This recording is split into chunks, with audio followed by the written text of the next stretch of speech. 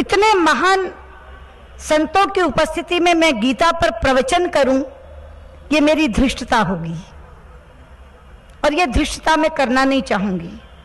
लेकिन गीता के अनुरूप जीवन जीने के कारण जो मेरे अनुभव हुए हैं उन्हें मैं जरूर आपके साथ साझा करना चाहूंगी और मुझे लगता है कि वही आज के लिए प्रासंगिक भी होगा। बंधुओं और बहनों, मैंने बहुत छोटेपन में गीता का अध्ययन करना शुरू किया था। श्लोक पर श्लोक पढ़ती जाती थी और उसके साथ प्रश्न पर प्रश्न उभरते जाते थे। पूरी गीता पढ़ डाली, लेकिन अनेक प्रश्न सामने ऐसे आए जिनका समाधान नहीं हो सका। पुनः पढ़ने का सिलसिला प्रारंभ किया। कुछ एक प्रश्न उनका समाधान हुआ, लेकिन फिर भी बहुत से प्रश्न अनुत्तरित रह गए। फिर तीसरी बार पढ़ने का सिलसिला शुरू किया तो धीरे धीरे समाधान उभरने लगे। और आमतौर पर जो प्रश्न पूछे जाते हैं गीता पढ़ने वालों के द्वारा, वही प्रश्न मेरे मन में उभरते थे। एक तो यह कि कर्म करो, फल की इच्छा मत कर। ऐसा कैसे हो सकता है कि आप काम करें और फल ईश्वर के अधीन छोड़ दें? ये कैसे हो सकता है? या गीता सार कि जो हो रहा है वो अच्छा हो रहा है, जो हुआ वो भी अच्छा हुआ, जो होगा वो भी अच्छा होगा। मेरे सामने घट रही है एक चीज जो मेरे मन को अच्छी नहीं लग रही, हो भी नहीं रही अच्छी, मैं कैसे मानूं जो हो रहा है वो अच्छा हो रहा है, जो हुआ वो अच्छा हुआ? लेकिन सच मानिए, जब चौथी बार पढ़ना शुरू किया और उसके अनुरूप जीवन जीना शुरू किया तो समाधान अपने आप आकर खड़े हो गए। पहले एक छात्रा के नाते जब पर्चा देने जाती थी परीक्षा में, तो पूरे सिलेबस को पढ़े बिना कभी आधा कभी 3/4 पढ़ लिया, तो परीक्षा हॉल तक जाते जाते एक ही बेचैनी, हे भगवान ये करना जितना पढ़ा है उसी में से आए, उसमें से ना आ जाए जो रह गया। ये बेचैनी मन में उभरती रहती थी। लेकिन जब एक बार पूरा सिलेबस कंप्लीट करके मुकम्मल तैयार करके गई, तो जैसे ही सिलेबस खत्म हुआ, मुंह से अपने आप निकला, प्रभु मुझसे जो होना था मैंने तो कर दिया, अब फल तेरे अधीन है। तब मुझे लगा कि ये मुश्किल नहीं है। सवाल यह है कि हम कर्म अधूरा करते हैं और उसके बाद फल की इच्छा करते हैं। लेकिन अगर हम अपना कर्म पूरा कर लें तो कहने की जरूरत नहीं पड़ेगी, अंदर से यह भाव उत्पन्न होगा कि मेरे से जो अपेक्षित था मैंने कर लिया, कुछ भी छोड़ा नहीं, अब फल तेरे अधीन है। इसी तरह जो दूसरा प्रश्न बार बार उठता है, मेरे जीवन में एक ऐसी घटना घटी जिसने मुझे बहुत कष्ट दिया, बहुत ज्यादा कष्ट दिया। लेकिन मात्र 3 महीने बाद उसी घटना ने मेरी जिंदगी का दौर बदल दिया। और मैं कह सकती हूं कि आज मैं जहां पहुंची हूं, अगर वो घटना नहीं घटती तो मैं आज नहीं पहुंचती। तो 3 महीने बाद ही मेरे मुंह से निकला, मैं जिसके बारे में इतना दुखी हो रही थी, ठीक तो कहते हैं कृष्ण, जो हुआ अच्छा हुआ, उस समय जो हुआ वो अच्छा हुआ। ऐसी 20 घटनाएं जिंदगी में घटी। और उसके बाद ये कर्मण्यवाधिकारस्ते मां फलेषु कदाचन मां कर्मफल भूति मां तो संगोऽस्त्व कर्मणि, ये एक तरफ रह गया और एक श्लोक सामने आ गया। 18वें अध्याय का वो श्लोक, सर्वधर्मान परित्यज्य मामेकं शरणं व्रज अहं त्वा सर्व पापेभ्यो मोक्षयिष्यामि मा शुचः। तू सब धर्मों को त्याग कर मुझे अकेले की शरण में आ जा, मैं तुझे सभी पापों से मुक्त कर दूंगा, तू शोक मत कर। मुझे लगा श्री कृष्ण मां के रूप में सामने खड़े हैं और बाहें फैलाकर कह रहे हैं, हो गए बहुत तर्क कुतर्क, आ मेरी गोदी में बैठ, मैं तुझे चिपटा लूंगी और तेरे सारे संशयों का नाश हो जाएगा। और वो दिन था मित्रों, जब पूर्ण समर्पण भाव मन में जगा और अपने तमाम तर्कों को, अपने तमाम संदेहों को, अपने तमाम संशयों को कृष्ण के चरणों में मैंने समर्पित कर दिया। और उसके बाद एक नई व्याख्या उभरी। उस पूर्ण समर्पण के बाद जीवन के दो तत्व बने मेरे। एक तत्व कृष्ण कृपा और दूसरा तत्व कृष्ण इच्छा।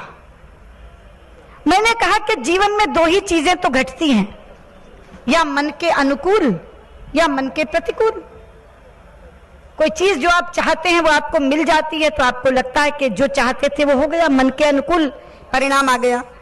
लेकिन जो आप चाहते हैं वो नहीं मिलता या कुछ और उसके विपरीत घट जाता है तो घटना मन के प्रतिकूल कहलाई जाती है।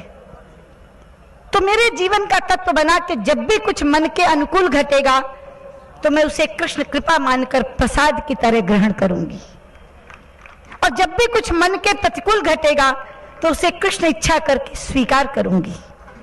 और इन दो तत्वों ने मेरी जिंदगी बदल दी। और इसका परिणाम क्या हुआ कि जब बड़े से बड़े पद और ओहदे को कृष्ण कृपा मानकर प्रसाद के तौर पर ग्रहण करते हैं तो आपको अहंकार नहीं आता, क्योंकि वो आपका अर्जित किया हुआ नहीं है, उसकी कृपा के द्वारा दिया गया है। और जब आप किसी प्रतिकूल परिस्थिति को कृष्ण इच्छा कहकर स्वीकार करते हैं तो आप विचलित नहीं होते। इसलिए कृष्ण कृपा का भाव अहंकार नहीं आने देता मुझ में, और कृष्ण इच्छा का भाव विचलित नहीं होने देता मुझे। और यही कारण है कि इतने इतने तनावों से गुजरना पड़ता है इस जिंदगी में। खास तौर पर जो विभाग इस समय संभाल रही हूं, पूरे विश्व की चुनौतियां सामने आती हैं, तरह तरह की कष्ट सामने आते हैं, लेकिन इस कृष्ण कृपा और कृष्ण इच्छा के बीच झूलती हुई पूरी जिंदगी को तनाव मुक्त होकर के जी रही हूं। इसलिए आपको एक बात कहना चाहूंगी कि बहुत बार लोग ये सोचते हैं गीता, रामायण, महाभारत, भागवत ये तो बुढ़ापे में पढ़ने की चीजें हैं, लेकिन जब वो बुढ़ापे में गीता खोलते हैं तो कहते हैं काश हमने ये जिंदगी के युवावस्था में पढ़ी होती। तो जिन चीजों का सामना हमने अपने तरीके से किया और आज यहाँ पहुंचे, उसकी बजाय अगर हम गीता के रास्ते चलकर अपनी जिंदगी जिए हुए होते तो हमें कष्ट नहीं होता और आज हम कहीं के कहीं होते। इसलिए ये गलती मत करना। गीता को बुढ़ापे के लिए छोड़ने की चीज नहीं है। गीता वो है जो आज पढ़नी है, जो आपको जीवन के जीने का रास्ता देगी, आपका माध्यम बनेगी। और खास तौर पर आज का दिन जिस समय लोग इतने स्ट्रेस में रहते हैं, इतने तनाव में रहते हैं, डिप्रेशन की बीमारी बढ़ती जा रही है, केवल हिंदुस्तान में नहीं पूरे विश्व में बढ़ती जा रही है। आज एक अखबार में पहली फोटो है इंडियन एक्सप्रेस में एक डिप्रेस्ड आदमी की, 445 किलो वजन, 40 वर्ष की उम्र और 445 किलो वजन, क्योंकि डिप्रेशन को दूर करने का काम लोगों ने चॉकलेट खाना समझ रखा है। चॉकलेट खाओ तो डिप्रेस नहीं होगे, या गोलियां खाकर लोग अपना डिप्रेशन दूर करते हैं, दवाइयां लेकर डिप्रेशन दूर करते हैं। लेकिन मेरा दावा है कि अगर हम गीता पढ़कर उसके अनुसार जिंदगी जीना शुरू करें तो कभी डिप्रेशन में हम नहीं आएंगे, और डिप्रेशन का बड़े से बड़ा मरीज गीता सार के साथ ठीक हो सकता है। मैं तो कहना चाहूंगी हमारे जो साइकेट्रिस्ट हैं, हमारे जो मनोविज्ञान के डॉक्टर्स हैं, वो स्वयं गीता पढ़ें, और जब पेशेंट उनके पास काउंसलिंग के लिए आता है तो काउंसलिंग उसके अनुसार करें। इतना भव्य भाव आएगा आपके अंदर, सारे तर्क खत्म हो जाएंगे, सारे संशय और सारे संदेह समाप्त हो जाएंगे और जीवन जीने का राह मिल जाएगा। और इसीलिए मैंने संसद में खड़े होकर कहा था कि श्रीमद् भगवद गीता को राष्ट्रीय ग्रंथ घोषित किया जाना चाहिए। अभी उसकी औपचारिक घोषणा तो सरकार आने के बाद नहीं हुई, लेकिन स्वामी जी महाराज मुझे बताते हुए खुशी है कि अमेरिका के राष्ट्रपति बराक ओबामा के हाथ में प्रधानमंत्री ने अपनी ओर से श्रीमद् भगवत गीता भेंट करके इसको राष्ट्रीय ग्रंथ जैसा सम्मान तो पहले ही दे दिया। एक औपचारिक घोषणा बाकी है, लेकिन सम्मान पहले ही मिल गया। और यहाँ हमारे योग गुरु बैठे हैं, संन्यास के बाद इन्होंने सारे संबंध तोड़ दिए, लेकिन मैंने संबंध बना के रखा है। मैं आज भी उन्हें भाई कहती हूँ। मेरा और स्वामी रामदेव जी के गांव में केवल 15 किलोमीटर का अंतर है, लेकिन रिश्ते ने वो फासला भी मिटा दिया है कि संयुक्त राष्ट्र संघ में आज से केवल 3 महीने पूर्व प्रधानमंत्री नरेंद्र मोदी जी ने एक आह्वान किया था कि भारत का योग विश्व योग दिवस के रूप में मनाया जाना चाहिए। आज मुझे यहाँ खड़े होकर आपको बताते हुए खुशी है 170 देशों का समर्थन हमें इस प्रस्ताव के लिए मिल चुका है और आज से 4 दिन बाद, महज 4 दिन बाद 11 दिसंबर को संयुक्त राष्ट्र संघ द्वारा 21 जून को अंतर्राष्ट्रीय योग दिवस घोषित कर दिया जाएगा। तो जिस तरह भारत का योग केवल व्यायाम नहीं बल्कि भारत का योग एक जीव और ब्रह्म की जुड़ने का एक माध्यम है, उसी तरह से भारत का ये ग्रंथ श्रीमद् भगवत गीता जीवन जीने का, सुख से जीने का, तनाव मुक्त होकर जीने का एक बहुत बड़ा माध्यम है। और जैसे मैंने कहा कि एक संपूर्ण समर्पण भाव मन में उभरा था, उसी दिन स्वामी हरिदास जी का जो मंत्र है जिसकी आखिरी पंक्ति है, कृष्णात् परम किमपि तत्त्वम अहम न जाने, कृष्ण के बिना किसी भी और तत्व को मैं नहीं जानती, यही सोचकर मैं अपना जीवन जी रही हूँ।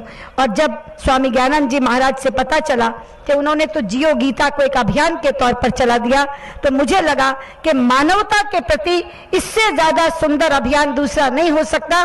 महाराज, मैं आपको बहुत बहुत अभिनंदित करती हूँ, आपका वंदन करती हूँ कि इस समय हिंसा की राह पर चल रहे विश्व को और तनावों से युक्त मानवता को अगर कोई अभियान निजात दिला पाएगा तो वो जियो गीता होगा। और आज के दिन से आपसे कहना चाहती हूं कि गीता के 2 श्लोक प्रतिदिन पढ़ना शुरू करिए।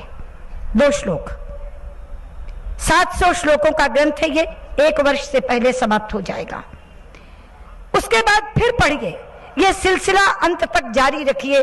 3रे या 4थी बार पढ़ने के बाद आपको वैसे ही राह मिल जाएगी जीवन जीने की जैसे मुझे मिली है। इसलिए मैंने सोचा कि आज मैं केवल उन अनुभवों को आपके साथ साझा करूं जिन्होंने मुझे मार्ग दिखाया है, वही गीता आप सबको भी मार्ग दिखाएगी। बहुत बहुत धन्यवाद। बोलो योगेश्वर श्री कृष्ण महाराज की जय।